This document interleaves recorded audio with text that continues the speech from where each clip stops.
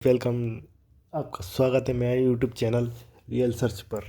तो आज मैं आपको जानकारी देने वाला हूँ यूपी पुलिस की बम्पर भर्ती निकली है, जो कि कंप्यूटर ऑपरेटर ए ग्रेड एक बी ग्रेड की निकली है। दोनों वैकेंसी, जो वैकेंसी की पोस्ट है 930 है कंप्यूटर ऑपरेटर की और 55 है ग्रेड बी की। हम आ चुके हैं नोटिफिकेशन पर। मैं आपको जानकारी देता हूँ। उत्तर प्रदेश सरकार गवर्नमेंट भर्ती पद 19 तुलसी गंगा कॉम्प्लेक्स विधानसभा मार्ग उत्तर प्रदेश। तो आइए मैं आपको बताता हूँ। उत्तर प्रदेश पुलिस फोर्स की महिला एवं पुरुष दोनों के लिए कंप्यूटर ऑपरेटर की ग्रेड ए की पदों पर भर्ती निकली है, जो 5220,000 ग्रेड 2400 नए वेतनमान में वेतन मैट्रिक्स रुपीज़, जो कि वेतन रहेगा 25,500 से 81,100 के अंतर्गत निम्नलिखित पदों को भरने के लिए ऑनलाइन आवेदन आमंत्रित किए जाते हैं। देखिए, कंप्यूटर ऑपरेटर की श्रेणी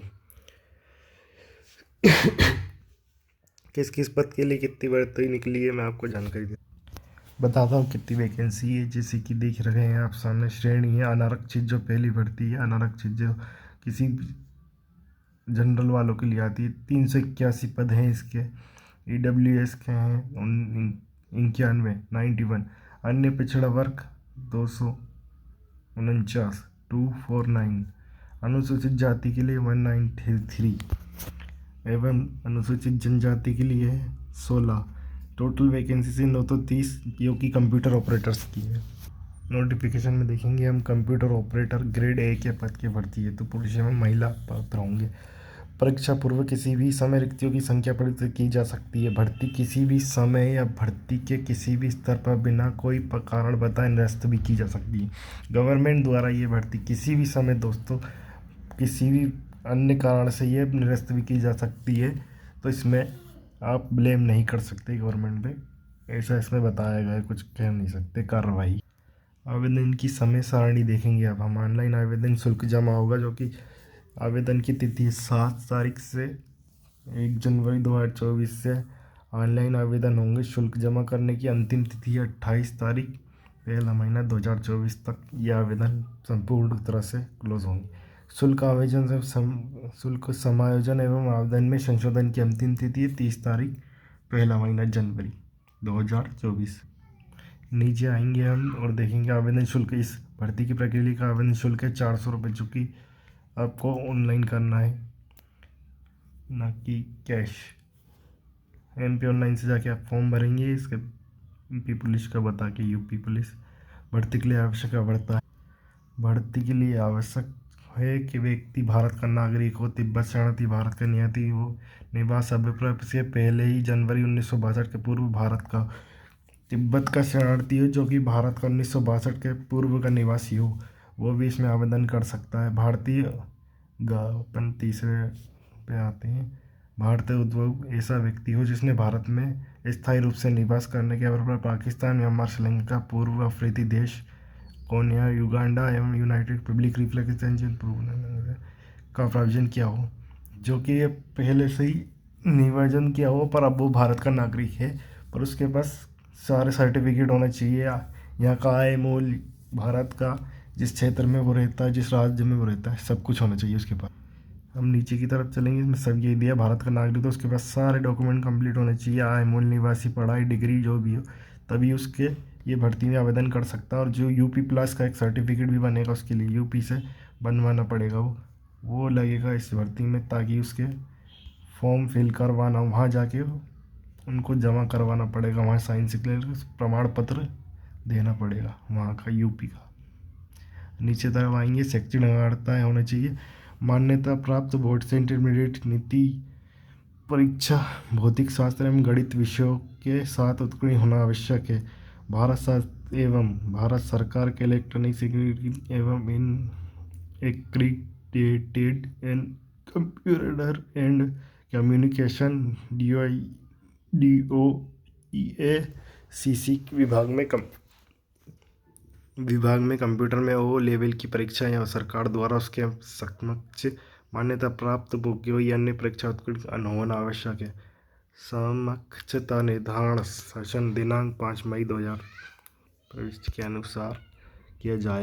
इसमें दिए गए कंप्यूटर लेवल की ओ लेवल की परीक्षा निष्कर्ण की हो जो कि 1 साल वर्ष या कुछ समय का सर्टिफिकेट सेशन हो, जो आवश्यकता अनुसार इसमें लगाया जाएगा। इस भर्ती में होना आवश्यक है जिसका कंप्यूटर के जानकारी होना, जिसने ऑपरेटिंग की हो, साल भर 1 साल 2 साल काम किया हो जिस पर पढ़ एवं यह अन्य में आ जाते हैं। यह प्रौद्योगिक शिक्षा परिषद उत्तर प्रदेश के कंप्यूटर अभियंत्रण सूचना प्रौद्योगिकी एवं इलेक्ट्रॉनिक्स अभियंत्रण में डिप्लोमा या सरकार द्वारा उसके समक्ष मान्यता प्राप्त कोई अर्हता होना चाहिए।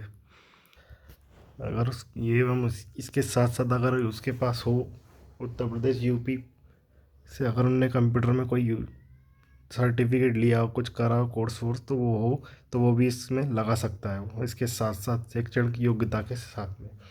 ओके, अब नीचे चलते हैं। अब हम आ जाते हैं आयु पर। आयु में भर्ती के लिए आवश्यक है कि अभ्यर्थी की दिनांक 1/7/2023 को 18 वर्ष की आयु प्राप्त कर ली हो और 18 वर्ष से अधिक की आयु प्राप्त न हो की हो, अर्थात अभ्यर्थी का जन्म 1795 में से पूर्व तथा 1/7/2005 के बाद नहीं होना चाहिए।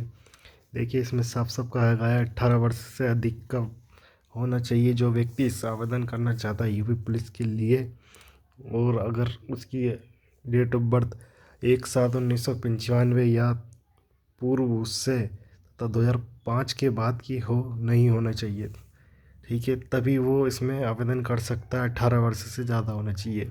1/7/2018 मतलब अपना 1/23 से अपना होना चाहिए 17/2006 से जन्म होना चाहिए, 5/6 तब 18 का हो जाएगा। 6 या 4 का होगा, हाँ 4 का होगा तो 18 का हो जाएगा। ठीक है, परंतु अन्य पिछड़ा वर्ग, अनुसूचित जातियों, अनुसूचित जनजातियों और ऐसी अन्य श्रेणियों के अभ्यर्थियों केवल उत्तर प्रदेश के मूल निवासी यूपी के मूल निवासियों के लिए अधिकतम आयु सीमा में छूट अर्थात प्रवृत्त शासन देशों में निहित प्रावधानों के अनुसार अनुमान्य होगा। इसमें अनुसूचित जाति अनुसूचित जनजाति के लोगों के लिए बहुत अच्छी बात कही गई है। इसमें उनको आयु सीमा में छूट मिल सकती है और मिलेगी। उनके पास जाति प्रमाण पत्र होगा, वो लगा देंगे तो उन्हें छूट दी जाएगी। इसमें वैकेंसी के अनुसार, उनकी जात के अनुसार, अनुसूचित जाति जनजाति के अंतर्गत उन्हें लाभ प्राप्त हो सकता है लोगों को। चरित्र पर आ जाते हैं। अभ्यर्थी का चरित्र ऐसा होना चाहिए कि वह किसी सरकारी सेवा में आयोजन के लिए सभी प्रकार के उपयुक्त हो सके। नियुक्ति प्राधिकारी द्वारा इस संबंध में अपना समाधान किया जाएगा। और आ जाते हैं हम नीचे, शारीरिक स्वस्थता। किसी अभ्यर्थी को सेवा में किसी पद पर तभी नियुक्ति किया जाएगा जब तक कि वह मानसिक और शारीरिक दृष्टि से उसका स्वास्थ्य अच्छा ना हो और वह किसी ऐसे शारीरिक दोष से युक्त ना हो जिससे वह उसे अपने कर्तव्यों को दक्षतापूर्वक पालन करने बाधा पड़ने की संभावना हो। शारीरिक रूप से विकलांग व्यक्ति पुलिस सेवाओं के लिए अर्ह नहीं हो। इसमें कहा गया है शारीरिक स्वस्थ होना चाहिए। किसी भी प्रकार से कोई रोगी, मानसिक रोगी, विकलांग, किसी भी तरह से शारीरिक संबंध में कोई बीमारी, अस्वस्थता नहीं होना चाहिए, ताकि उसको जॉब करने में प्रॉब्लम होगी किसी भी जगह पे। जैसे किसी मान लो अपने किसी व्यक्ति को कहीं पे तैनात कर दिया गया 8 या 10 घंटे की ड्यूटी में, वो 8-10 घंटे में ड्यूटी में सो गया या रह नहीं पा रहा, उसकी तबीयत ख़राब हो गई, ठंड है, गर्मी है, अगर वो मौसम का झेल नहीं पा रहा, तो उसे ये सब समस्याओं को समाधान करने के लिए स्वस्थ होना ज़्यादा ज़रूरी है। इसलिए पहले स्वस्थ, तभी नौकरी आप कर पाओगे। ओके, अब नीचे चलते। लिखित परीक्षा में 200 अंकों की लिखित परीक्षा होगी। बोर्ड अभ्यर्थियों के से लिखित परीक्षा एवं कंप्यूटर टंकन परीक्षा में सम्मिलित होने की अपेक्षा करेगा। लिखित परीक्षा निम्नलिखित होगी। लिखित परीक्षा वस्तुनिष्ठ प्रकार की ऑनलाइन होगी। इसमें परीक्षा ऑनलाइन होगी। परीक्षा 2 घंटों की होगी। परीक्षा की समय सारणी होगी 2 घंटों की। कुल 160 प्रश्न, 160 प्रश्न होंगे दोस्तों। इसमें प्रत्येक प्रश्न 1.25 1.25 अंक का होगा। एक प्रश्न, प्रत्येक प्रश्न 1.25 अंक का होगा। परीक्षा कुल 200 अंकों की होगी। टोटल 200 अंकों की परीक्षा होगी, लिखित परीक्षा। इसमें आपके कोर्स होंगे सामान्य ज्ञान, मानसिक अभिरुचि, तर्क शक्ति एवं कंप्यूटर विज्ञान से संबंधित। देखिए, अब कंप्यूटर है, इसमें जॉब का प्रिपरेशन तो कंप्यूटर से रिलेटेड क्वेश्चन तो आएंगे, तो कंप्यूटर तो मेन है। प्रश्न पत्र का स्तर पद के लिए अपेक्षित न्यूनतम शैक्षणिक योग्यता के अनुसार लिखित परीक्षा का पाठ्यक्रम परिशिष्ट में संलग्न होगा। नीचे देखते हैं हम, ऑनलाइन लिखित परीक्षा अभ्यर्थियों की संख्या के अनुसार एक ही तिथि के एक ही पाली में कराई जाएगी। इसमें परीक्षा व्यक्तियों के अनुसार, लोग जो आएंगे उनके अनुसार की जाएगी और एक ही पाली में होगी, जिसमें सभी दे पाएंगे एक ही साथ परीक्षा। ऑनलाइन होगी ये पहली परीक्षा, फिर आपकी फिजिकल टेस्ट होगा, जैसे मेडिकल सब उसके बाद आपको बताया जाएगा। इसमें सब आगे ही किसी अपराध कारणवश एक से अधिक पाली में अथवा एक से अधिक दिनांकों में भी कराई जा सकती है। एक दिन छोड़ के एक से अधिक दिन भी करा सकती है, जो कि वैकेंसी के अनुसार ज़्यादा लोग होंगे, इसमें वैकेंसी में फॉर्म ज़्यादा डालेंगे, तो जैसे कि 930 है तो 1,50,000 जितने भी वैकेंसी के फॉर्म डालेंगे, उससे ज़्यादा भी हो सकता है, तो दिनांक बढ़ भी सकती है। एक से अधिक पालियों में भी अथवा एक से अधिक दिनांकों में परीक्षा कराई जाने से दशा में परीक्षा में सम्मिलित होने वाले अभ्यर्थियों द्वारा प्राप्त अंकों का प्रसारणीकरण बोर्ड की सूचित विज्ञापित अथवा PRB 1 के दिनांक 18/12/2023 को किया जाए। जो भी इसमें रिजल्ट निकलता है वो आपको बता दिया जाएगा, ऑनलाइन PRB की वेबसाइट है जो भी है, इसमें एक दिनांक 18/12/2023 को अनुसार किया जाएगा। वो आपको सजेशन करके चेक करके आपका रिजल्ट जो भी है आपका ऑनलाइन डाल देंगे, बता देंगे। परीक्षा के उपरांत बोर्ड उत्तर कुंजी प्रकाशित की जाएगी तथा प्रश्नों एवं उत्तर विकल्पों के बारे में अभ्यर्थियों को उपरांत आमंत्रित किया जाएगा, जिस पर अभ्यर्थी अपनी आपत्तियां ऑनलाइन प्रस्तुत कर सकते हैं। अगर किसी व्यक्ति को अपने रिजल्ट से असंतुष्टि प्राप्त होती है तो वो ऑनलाइन भी आवेदन कर सकता है, जिस पर उसे आपत्तियां हैं कि मैंने अच्छा पेपर दिया था तो ऐसा कैसे हो सकता है, तो वो कर सकता है अपनी संतुष्टि के लिए। क्योंकि बहुत से बच्चे होते हैं जो रिज़ल्ट उनका बिगड़ जाता है किसी वजह से, कारणवश, तो उन्हें दिक्कत होती है तो वो कर देते हैं। रीचेकिंग का जैसे होता है 10-12 में, वैसे ही इसमें भी रीचेकिंग होती है, तो वो करवा सकते हैं। ठीक है, जैसे ऐसे हर कोई नहीं, मतलब जिसको शंका हो कि हाँ हमारा रिज़ल्ट बेकार आया, हमने पेपर अच्छा दिया, हमने वो मतलब अंक अच्छा अर्जित कर रहे थे फिर भी। ओके, अब आगे चलते हैं। यदि कोई प्रश्न या उसका उत्तर विकल्प त्रुटिपूर्ण पाया जाता है तो ऐसे प्रश्नों को निरस्त कर दिया जाएगा। इसमें साफ साफ दिएगा, यदि कोई प्रश्न त्रुटिपूर्ण गलत पाया जाता है तो उसे निरस्त कर दिया जाएगा और उन निरस्त प्रश्नों को अंकों का वितरण उच्च निरस्त विरोध का अंकों वितरण उच्च न्यायालय इलाहाबाद में रिट याचिका 2669 MB पवन कुमार अग्रही बनाम उत्तर प्रदेश लोक सेवा आयोग में स्थापित व्यवस्था के अनुसार निम्न सूत्र में अनुरूप किया जाएगा।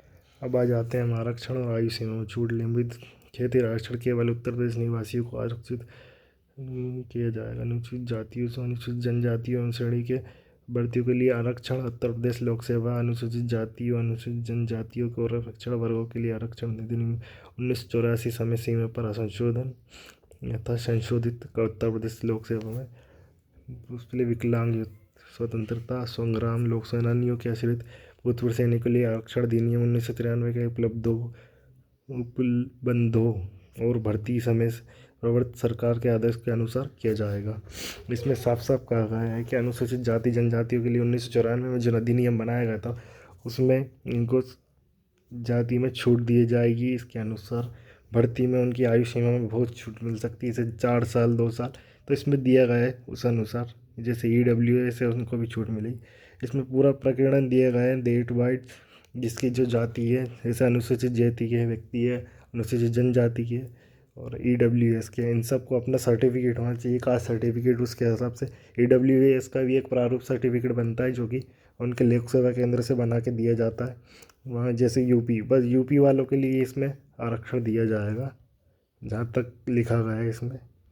बाकी आगे भी देखा जाएगा। चलिए अब नीचे चलते। नीचे तो ऐसा कुछ नहीं है दोस्तों, इसमें सब जानकारी ऐसी है।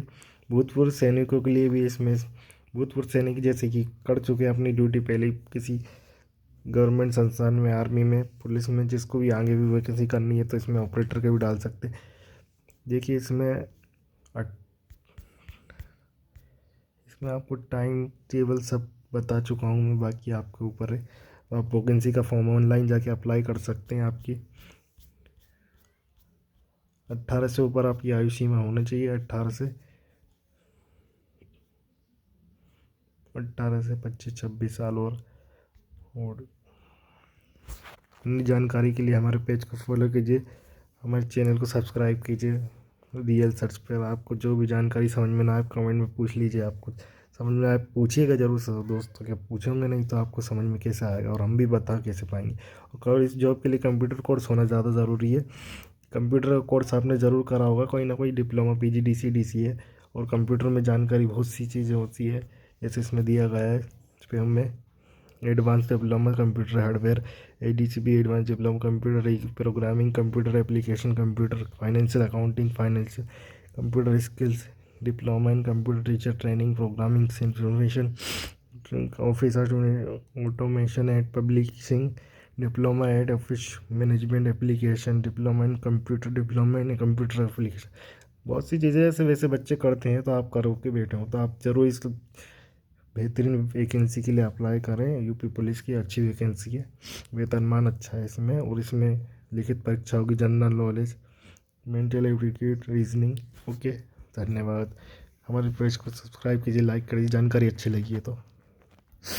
कंप्यूटर से रिलेटेड आपका बहुत बहुत धन्यवाद, आपने हमें सपोर्ट करिएगा। और इसमें बता ही चुका हूँ पेपर में क्या क्या, कंप्यूटर साइंस से इंट्रोडक्शन, ये सब क्या क्या। देखिए बेसिकली कंप्यूटर से रिलेटेड वैकेंसी, तो कंप्यूटर का तो पेपर होगा ही सही, तो आप ये याद कर लीजिए इंट्रोडक्शन कंप्यूटर से, management system, PC software and office automation, work set productivity tools, computer networks in the net internet, engineering technologies and web publishing, ब्लूलिंग, एलिबेरा, डाटा स्ट्रक्चर्स। ठीक है, धन्यवाद।